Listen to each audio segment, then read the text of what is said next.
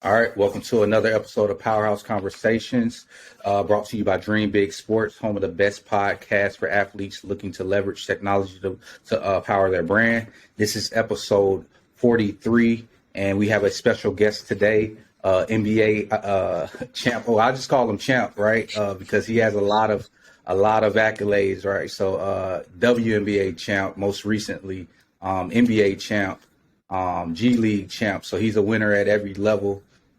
We have Tyler Marsh with us from the Las Vegas Aces.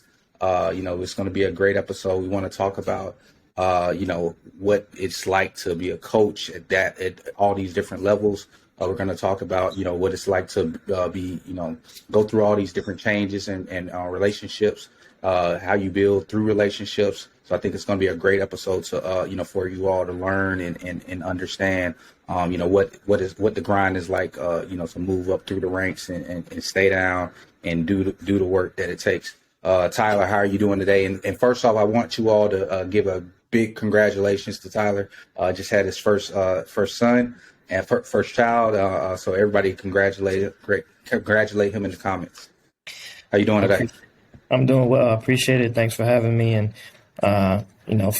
commendable 43 episodes. Like, that's big time. I remember when you first started this, episode 1, and 42 episodes later, like, this is a big time. It's a great platform, dope platform. Everything that you do is on a level that has some outreach. And so I appreciate you having me on, but I appreciate this platform that you have as well for others. No, I definitely, it's been a long time coming with you coming on. Like, I could definitely call you a friend. We talk all the time about, just sports and everything. Mm-hmm. I've seen the journey from where you came from and just going through the ranks. So I definitely, I think this was a great conversation I had. It's a long time coming. So, just give people, I know I've already ran down your list of accolades, but give people your background, how you got started, and just take us from there. Sure. Yeah. I started actually in the G League. Was my first year. I was back in 2012, 2013 season.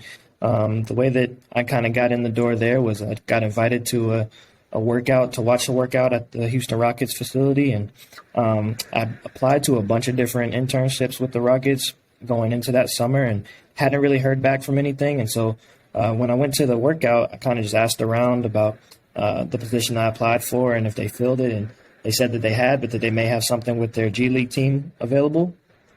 And so they introduced me to their head G League coach at the time, which was Nick Nurse, head coach of the Toronto Raptors now. And I met Coach Nurse. He invited me back to help out with the workouts for the rest of the week. And after the first day, he told me he had a player development spot available and that he liked what I did in the workouts and that he wanted to bring me on. And so that was kind of how I got my foot in the door from a professional basketball stance. And I've been kind of just running with it since. There's been a lot of ups and downs along the way. We won a championship that first year in the G League, and shortly after he got called up to the Raptors as an assistant coach. So I spent 3 more years in the G League coaching. I spent a year coaching at the prep school level in Charlotte, North Carolina. Coached a year in Division I at Alabama A&M. And then fast forward 6 years later, from that first year in the G League to 2018-2019 season, and Coach Nurse reached back out and said that he had a video coordinating spot with the Raptors available once he got the head coaching job. And having that prior relationship with him, I knew I had some familiarity with the way that he wanted to do things and run things and that kind of stuff. And so I had minimal video experience when I took that job, but I spent, once I knew that it was heading in that direction, I spent weeks trying to coordinate with other video coordinators that I had relationships with throughout my time in the G League. And I would fly and see them. I would have Zoom calls or Skype calls at the time with them. And so I tried to learn it on the fly, and ended up winning a championship that first year in the NBA. And then the rest is kind of history from there. I spent 2 years with the Raptors and then 2 years with the Indiana Pacers before coming here with the Aces. And so I've been blessed to be around great players and great coaches and great opportunities and situations with organizations that really take winning, but doing things the right way seriously. And so that's kind of how my journey has been. No, because I think that's a testament to, like, your work ethic, and I think that's a testament to your character, right? That, it's no coincidence that, there's winning follows, right? And they're calling you when they want to, build a winning team. And so even from the standpoint of, because I remember when you had to go straight from the end of that season with the Pacers and go right into the WNBA, but it's like, okay, they called you because of your work ethic and what you brought to the table. And Sure. I'm pretty sure that when Becky was thinking about who she wanted, it was you, because, hey, you are going to be someone who I can build a winning team around. So I definitely think that's something that people should take notice of. Sure. And I think that just more than anything is just a testament of character. And I think that, I'm try to stay as grounded as possible from how I was brought up and how I was raised, and being able to see my dad, who's also a basketball coach, being able to see how he works. My entire life growing up certainly helped shape the type of worker I am and the type of person that I am. And so we actually, the way I got introduced to Becky was one of our assistants with Indiana. Her name is Jenny Buchek. She was a longtime WNBA coach and now has been in the NBA for a while. And she has a really good relationship with Becky, and she introduced me to her just kind of on a whim, just good people meeting other good people and continuing to network and build relationships. And my first meeting with Becky, we didn't talk anything about basketball. It was more about life, and that's kind of where the connection and relationship started. And that was this past season. We played the Spurs, I think, early in the year, around December was when I first met her. And once things started to get rolling on her end with Vegas, she reached out and asked if I had any interest in it. And I told her I did, just because that I knew that it would be a good step in my career from a basketball standpoint, but most importantly, I couldn't ignore the chemistry and the connection that we had on a personal level, Becky and I. And you don't get a chance too often to work with people that you see things similarly off the court, that you have the same values. And so that meant a lot to me. And then the more we started talking about the opportunity of what the basketball side of it brought, in terms of where I was in my career as well, I just thought it was the right situation, and thought that it was an opportunity to be part of something bigger than myself, to be part of something honestly bigger than basketball. It's the W is something that's it's a great league, and it's a continuously growing league, and to help be part of the growth of the league. That's something that's gonna last a lifetime. Yep, and let's talk about that. I mean, that was one of the things that we talked about when you were making the decision, was like just the growth and the trajectory of the WNBA, right? The opportunity that you had within you to go over there and make some change and make some impact. And one of the things we talked about was that it's, the impact that you can make there is like, it's almost a once in a lifetime opportunity, right? It's not going to come around again. Like, years later, you're basically on the cups of, hey, this is about to take off. You can be a part of this ride, or you can miss out on the train. So I think that was a very bold move for you to make. Sure. Yeah. As I always, when I deal with those types of decisions and any big decision in life, I try to think about what, first of all, I'm a man of faith, so I try to rely on God, and my family and I, we pray for those types of moments where we can get clarity and understanding and what our purpose is. And that's the big thing. I want to be purposeful. And the NBA is a dream, and it was a dream and a goal. And being there becomes more about being in a place where you can have the most impact. And being in Vegas was where I saw that I could have an impact. And, I think that I look a few months later down the road, and, there's no other place I'd rather be right now. So, Yep. So talk to me a little bit about, some of the things that you saw that you liked coming from the NBA to the WNBA. Talk to me about what you like that you see going in the right direction for the WNBA. I think style of play is something that we were able to incorporate as a team. Just our staff is made up of So really dynamic coaches with different experience. We have longtime Division I college coaches, head coach and assistant coaches. We have myself and another assistant, Natalie Nikasi, both have a ton of NBA experience, and Becky is her playing experience in the W and her coaching experience in the NBA. So we're able to see the game through a lens that a lot of other staffs don't really have that type of diversity on. And it's no knock to them. It's just it's to us, we see it as an advantage for what we have and how we're trying to build things. And I think the style of play that, looking over the past several years, the Aces have had a ton of talent. They've had a few number one draft picks, and Kelsey Plum and Jackie Young and Asia Wilson. So the pieces are already there. It was just a matter of how we're going to place them. And so I think across the league, the style of play is going to be trending more towards a more free-flowing, open style of play. And I think that's kind of what we were able to incorporate this year. And I think that the other thing is I would hope that the personalities of the players get highlighted a little bit more. I think you're able to see just how dynamic of people they are, how great of people they are, and quite frankly, they're superstars and deserve the platform to be superstars. So that's kind of how I see it. No, I think that's a great point, because I take two things away from that, right?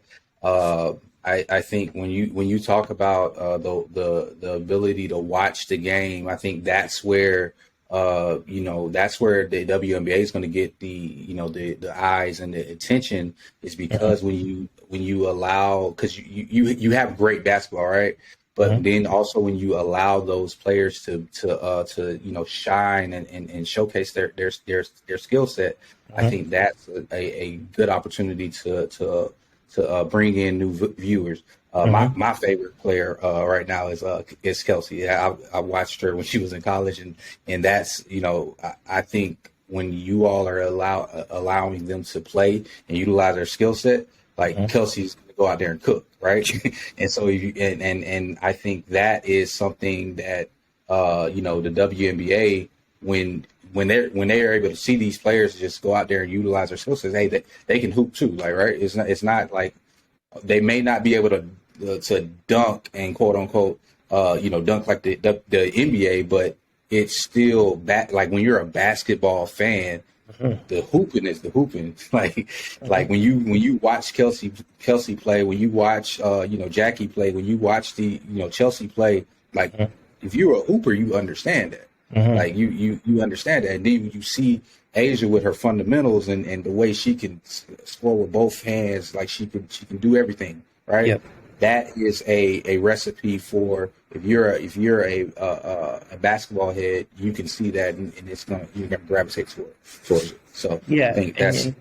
And you mentioned it. I think another element to that is you want to get the league to a point where you don't just have to be a basketball fan to watch. And I think that's how the NBA is. If you're, it almost becomes a little bit more of an experience than just being there to watch a game. And if you're able to come to an Aces game, you will see that like our atmosphere is just as good as any NBA atmosphere there is. Yep. And you go to Seattle, you get the same thing. You go to Phoenix, you get the same thing. Yep. You get sold out crowds. You get NBA-like environments. Yep.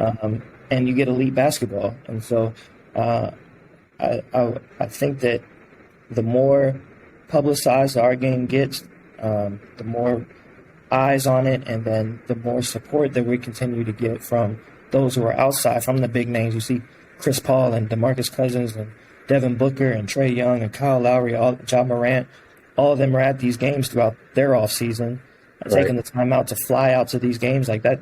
That should say something. So I think it's only going to continue to go up and get better, and I'm looking forward to it. Yeah, and I think that speaks volumes, right? And I like when you all came to Atlanta, like the atmosphere that was there was like crazy, right? So when you go to a Hawks game, it's just it's people there, right? But I think the Atlanta Dream were able to capitalize on, like, Atlanta is a black city, right? And I think they really treated that game like, okay, it felt like, okay, I'm in Atlanta, not, the Atlanta Hawks is like, Yes. okay, it's just a big NBA game. Sure. But it was the crowd control. They were swag surfing in there. Like it was a black atmosphere. So I think that the WNBA it allows people to really get that experience. And I think the more that they capitalize on that, I think the better. No doubt. Yep, I agree. And so talk to me a little bit about some of the things that I know we kind of hit on it, but some of the things that you think can improve, right? Where is that? What takes the WNBA to the next level? I think that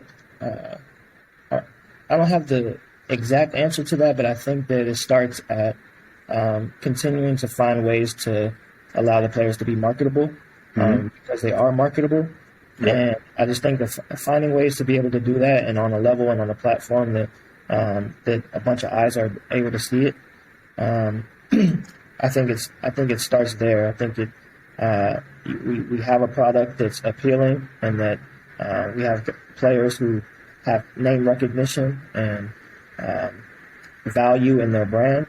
And so being able to try to capitalize on that, like at this point, if you haven't seen like Asia Wilson all over the social media for her post-game press conferences and the way that she impacts the community, the things that she's doing within her community, those are all things that can be highlighted and should be highlighted. And especially if you're the face of the league, you got to allow your stars to be stars. And so that's kind of where I think it starts at. Yeah. Just like capitalizing on that, right? Like, Asia, she shined bright like a star over this time frame. Like it was very clear, like that she has a star personality. She's a star on the court, and she should be put on that pedestal, on that platform, the same way that the NBA guys are put on. And because she has the game and she has the personality, so why wouldn't she? Why wouldn't the brands come after her and put her in front of everybody because she has that? She's a star, and it's very clear. Yep, there's not too many people that can. I mean, we had three just on our own team with Kelsey, Chelsea, and Asia who go right from our season. They take a day going to the parade. They leave pretty much right after the parade, go straight to Australia, get off the plane, win a gold medal, like. Right. And then a couple of them are like Chelsea. She'll have a couple weeks, and then she's heading overseas for her season. Like they're athletes of a different breed, of a different kind, and they are subject to some circumstances that a lot of NBA superstars aren't. And they still take the baton and run with it without complaints. And it's tough to do. And so it should be commended and it should be highlighted for sure. It's amazing because when you really think about it, like, okay, we're fathers, right? But they also are, a lot of them are mothers. I saw that I think it was Derica. She announced that she was pregnant. It's like, man, it's like amazing, like what they're doing. Like it's like I couldn't imagine, like hooping and playing and and being pregnant or like it's something that they definitely should get behind, and I understand that there are that it takes time, right? But that is something that I think brands should definitely pay attention to.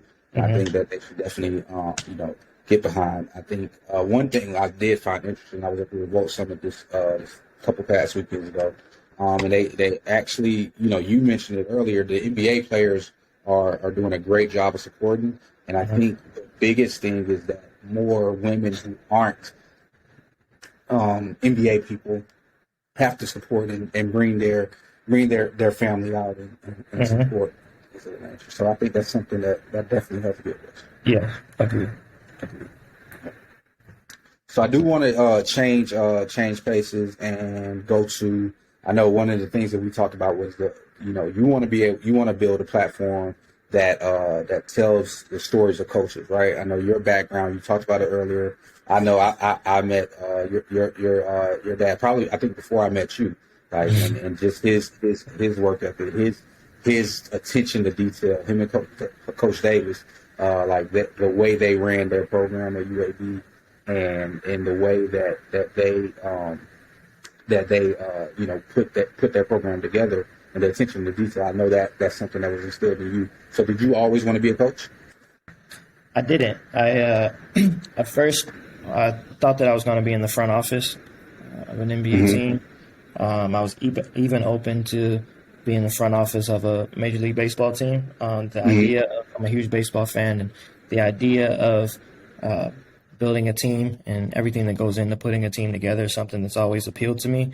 But I also saw the immediate and long-term impact that my dad had as a coach on players that he continually has relationships with to this day. And I thought that coaching blended best my two passions, which is people and basketball, and having a hands-on approach with them, whether it's in player development, whether on the court, whether it's in film study, whether it's just having casual conversation. It's you have a reach and a platform that not too many people get to have, and to be able to touch these players each day in a way that would have long-lasting impact that extends beyond basketball. That's something that keeps me motivated, and something that keeps me into coaching and continues to fuel that passion that I have.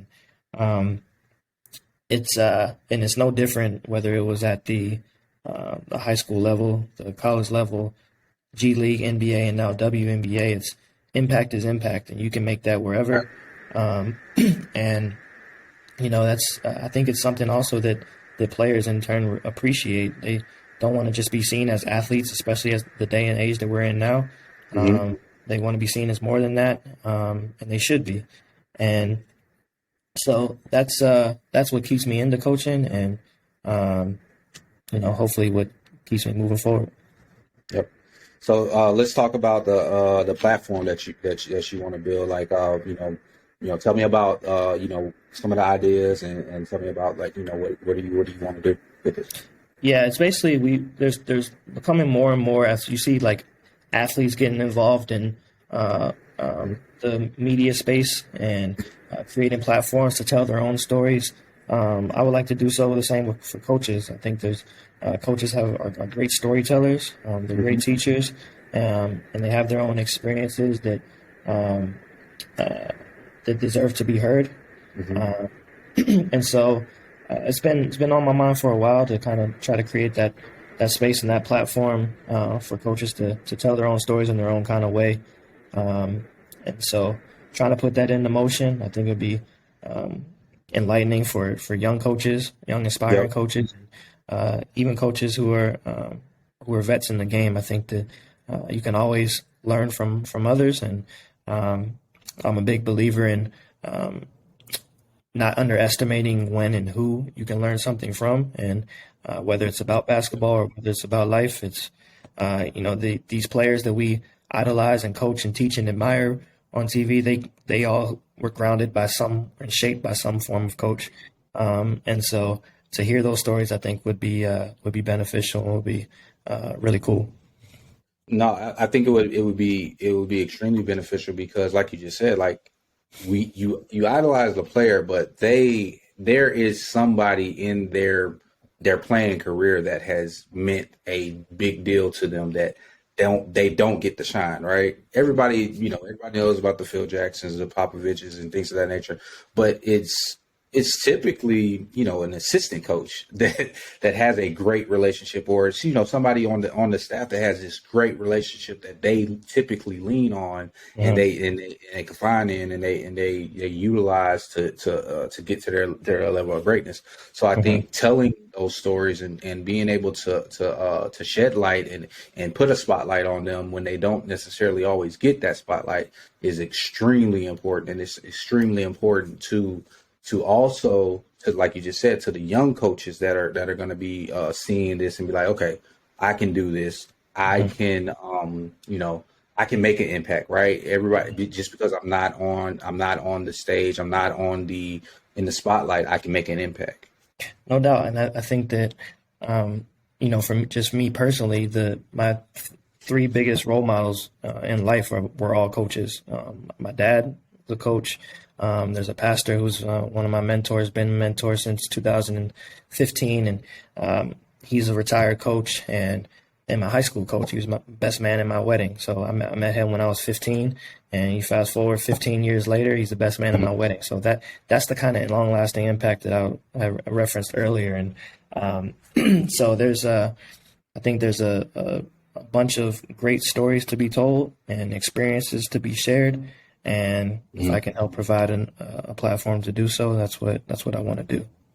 No, I think that's amazing, and I can't wait to see that get off the ground, and I can't wait for the world to see it and be able to be able to have impact on it. So I have some rapid fire questions. I probably know some of the answers to some of these, but we'll get it started. Favorite player growing up? Favorite player growing up? That's an easy. Gave me an easy one to start. Stephon Marbury. Favorite player. He followed me on Twitter 2 years ago. I almost cried. He's that's my guy. My first time seeing him, he was a freshman at Georgia Tech. My dad was coaching at Florida State at the time. Both teams in the ACC. I was a ball boy for Florida State. And at that time in the ACC, the mid-'90s, like Maryland had Steve Francis and Duke had Shane Battier and Nelson Brand and Corey Maggette and all those guys. And Wake had Tim Duncan. Carolina had Vince and Antoine Jameson, like all those big name players. But like when Georgia Tech came through, and the first time I saw Stephon Marbury, it was like, that's it. Yeah, the ACC was loaded in. ACC was definitely loaded. Yeah, so that would be it, and Kobe would be a close second. Yeah. Your Mount Rushmore of NBA players. Well, I think I would say Bill Russell. Not that I saw him play, but his impact is undeniable. Okay. I would say Mike. Okay. Kobe. Okay. And LeBron. Okay, that's what I was wondering if you were gonna leave him off. I was wondering if you was gonna leave him off. Nah, I'm not I'm a fan, but I'm not a fool. So I think that it's different. I just remember seeing Mike, seeing Kobe, and seeing LeBron for the first time, and they all gave a different type of feeling. It's like you're watching something more than just a basketball player. Yeah. When you watched each one of them. It was like when you watch LeBron, just like you're in awe from his physical gifts and how easy he makes the game look. And then Kobe was like you couldn't take your eyes off of him because he was just everything he did was like he is what a prototypical basketball player looks like. Right. Just if you were to construct the perfect basketball player, it was Kobe. And then Mike was it was the legend and figure of who Mike was. Like when he was in his heyday with the Bulls, I was still young. But so when my first time actually seeing him in person was the year that he was with the Wizards. And so even at 30, 38, 39, whatever he was, 40, it was still like, that's still Mike at the end of the day. Right. It's still Mike. Right. And so that was it's like you're watching a mythical figure at the time. So that would be my Mount Rushmore for different reasons. Cool. I like it. I can't be mad at it. I was going to ask favorite coach, but would you prefer to be able to give me a Mount Rushmore of coaches, or do you have a locked in one coach? I can give you a few coaches that I like. Okay, give me for different reasons. I'll start with the coaches that I worked for. I think that Coach Nurse is because he's not he doesn't have the big name. I think that he kind of gets underrated a little bit. But he's the best coach I've ever been around in terms of adjustments on the fly. he's not afraid to take chances. I Mm-hmm. think for those who watched closely at our championship run in Yep. 2018, like we threw everything at Golden State. We threw triangle and Yep. twos, we threw box and Yep. ones. I remember it. And up to that point, uh, a lot of that stuff wasn't really seen that often, that much. And we experimented throughout the season and felt like we were in a place that would been that we felt comfortable with using that in those moments. And so from a adjustment standpoint, he's right there. Mm-hmm. Coach Carlisle, another championship coach, he he is really good at figuring out ways to attack offense or defenses, opposing defenses. He's really good at exploiting mismatches. And so from X's and O's standpoint, he's second to none. He's great. I'm always been a huge fan of Eric Spoelstra. The way that no matter what the records are that his Heat teams have had, whether it was during the LeBron era, pre-LeBron, post-LeBron, like his teams play hard all the time. It's never an easy game against the Heat, and so the way that he's able to get those personalities to fit in and to buy in into to what that quote unquote Heat culture is, you know that it's led by or that's started by Pat Riley, but it ultimately is on Spoelstra to carry out, and for him to have done it so long with three championships later, that's commendable in itself. Yeah. And so, and then there's other coaches around the league who do amazing things. Ty Lue is awesome. Monty Williams is awesome. Pop obviously is awesome. And then I wouldn't really be who I am or where I am if it wasn't for Coach Hammond. So like she is. I've said it a bunch throughout the season. Like her ability to connect with the players, and that's not just our players. That was players that she coached. That she coached in the NBA. You see the relationships that she was able to establish there. The way that she's able to bring people together and be relatable, and then transfer that out onto the court.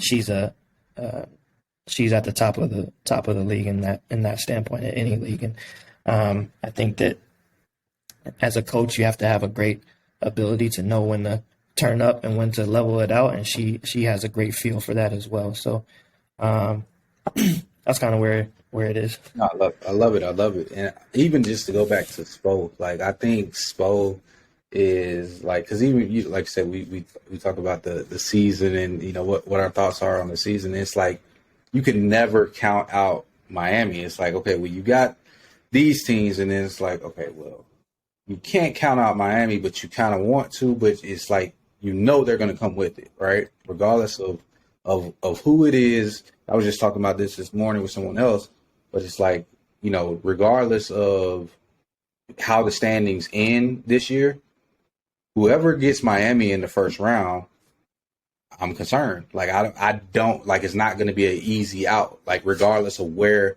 they finish, that's what you want from a coach, right?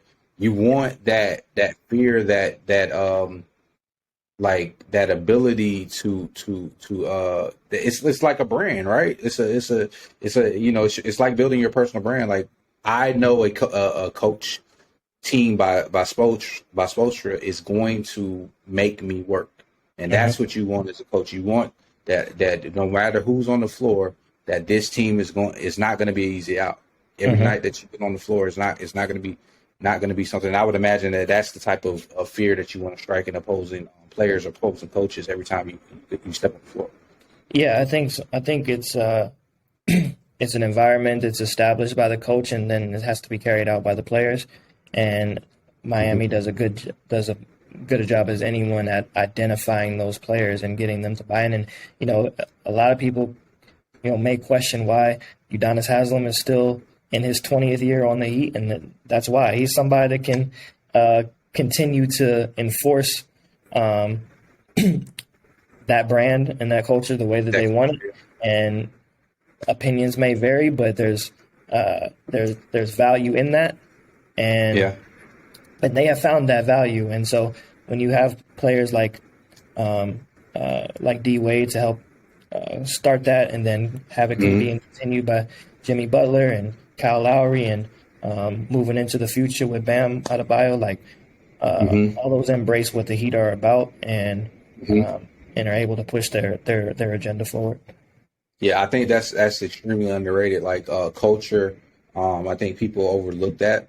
You have to establish culture. You have to get people to buy. You have to get the players to buy into culture.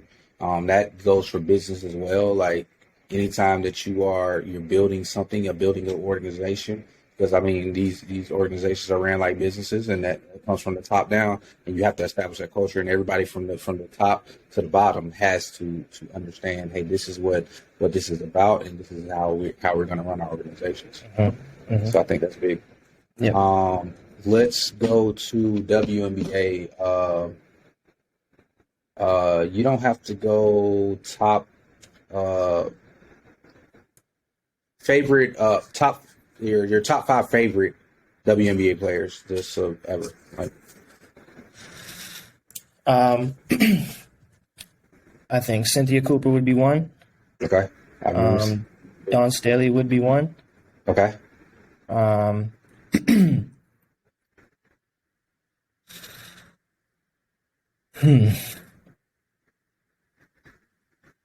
I think that for me, like Cheryl Swoops would be another, just because like it's hard to mention Cynthia Cooper and not mention yeah, Cheryl yeah. Swoops. They can So get one those, spot if you. I'm sorry. I said they can get one spot if you want it. They can get a dynamic duo Um, because they were getting busy together. right.